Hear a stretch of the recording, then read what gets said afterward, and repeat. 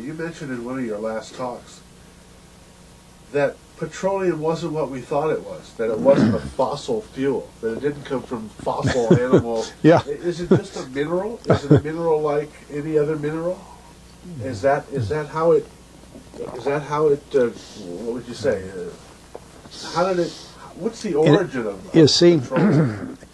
when they first found petroleum, because they were beginning to make motors and needed on axles or wheels on railroad trains and all that sort of thing, and remember, trains started in the beginning of the 19th century, then oil went from just a lubricant to a fuel, and it made it valuable. And Rockefeller happened to be the smartest man in the business at the time, but he made most of his money, or much of it, off the transport of the petroleum as well as selling it.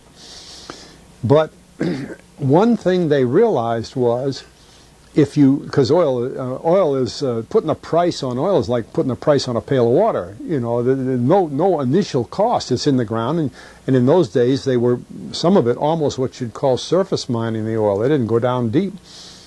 So in order to get the price up, they hit on the idea that they would have to make it appear to be scarce. That after we take the next few barrels out, we're probably going to have to close as well. You know, that kind of thing.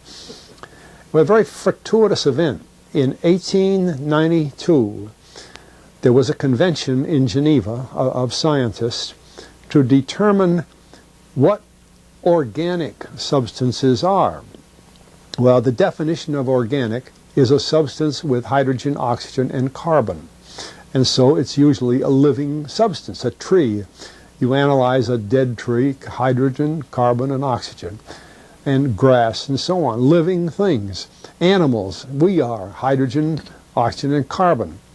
So at this Geneva Convention, Rockefeller took advantage of sending some scientists over who said, oil, petroleum, is hydrogen, oxygen, and carbon. Therefore, it must be derived from the spoiling, the rotting of formerly living matter. And playing the game properly, when this scientific convention was over, they defined oil as the residue from formerly living matter. Well, that makes it a fossil fuel. I don't know why they decided to use the word fossil, but it says formerly living matter, it's fossil.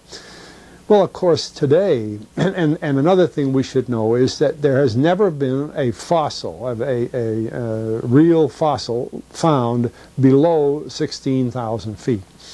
And you can't argue at 16,000 there's a level line, because someplace the ground sinks and so on. But 16 is what the scientists say, 16,000. We mine oil, or we drill for oil, at 30,000, 33,000, 28,000 every day of the week. So right there we rule it out that it isn't fossil fuel. It's called fossil fuel for the minds of the public to feel that it is an asset that is running out, being depleted. We talk about depletion allowance, which is a lot of, you know.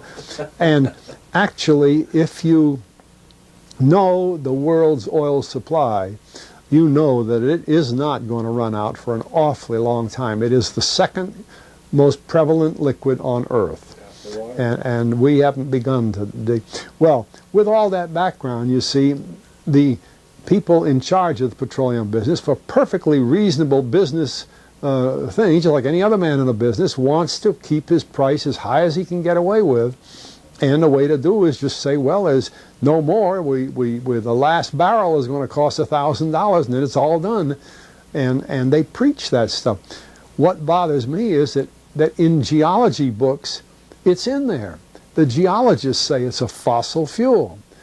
Somehow they've been bought. I mean, I went to a 4-year federal staff energy seminar run by the government of the United States during the so-called energy crisis. I was the participant that represented the railroad industry. The airline industry was there. Every AA, administrative assistant of senators and congressmen, was there. The CIA was there, the Defense Department was there, the State Department was there. Sometimes sitting right in front of me in the row would be Henry Kissinger with his friend, the head of Department of Defense, It's too bad I can't put the names with them. But anyway, people like that, top men in the government, sitting there listening to the Federal Staff Energy Seminar. Well, what this was doing is for 4 years, they were teaching a propaganda line to the leading people in this country, and therefore to the leading people in the world, when you include the Kissinger and Schlesinger, among others. And the object of it was, as Kissinger used in his own terms when it was time for him to speak, to create a world price for oil. In other words, not 30 cents a gallon here and 90 cents a gallon there, but let's get a world price. That's their goal, and they're trying to do that for wheat and everything else. We don't realize what the controls are, whether it's oil or some of these other things. Almost everything today is being categorized at the highest price they can possibly make it go. And so calling petroleum a fossil fuel is the basis for this system with respect to petroleum. And I don't know if the name Arthur Kantrowitz rings any bell. Arthur Kantrowitz is the head of the Kantrowitz Labs, set up by the AVCO company near Boston, scientific laboratories, and a great man in the scientific world. And Kantrowitz and I were sitting at a table at this seminar once, and the table happened to be all young college grad, PhD geologists. And so just to get a conversation started, I turned to Kantrowitz and I said, Arthur, what do you think about this foolishness of these speakers talking about fossil fuel? And it was kind of put up. He started laughing. He said, you know, that gets me. He says, I don't have a geology degree, but he had 1,000 other degrees. And he said, I don't understand. He said, you'd think that these heads, these other fellows at the table, we did it on purpose, start listening, you know. And he asked, he said, are you gentlemen, he says, you're here at the meeting, are you gentlemen by any chance geologists? And one fellow, yes, I am. And the other, yeah.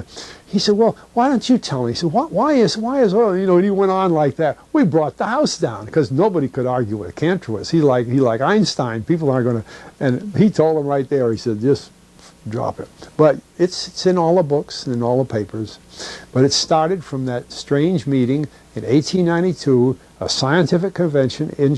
I have a big, thick scientific encyclopedia put out by the Van Oosteren Company that's about 15 years old now, but it has the whole story of the conference. It doesn't have the Rockefeller part, but it has the whole story of how they straightened out organic chemicals and how it was all figured, and they've got petroleum right in there. Amazing. Amazing. So these aren't accidental things, you see. There's a dollar sign behind almost everything.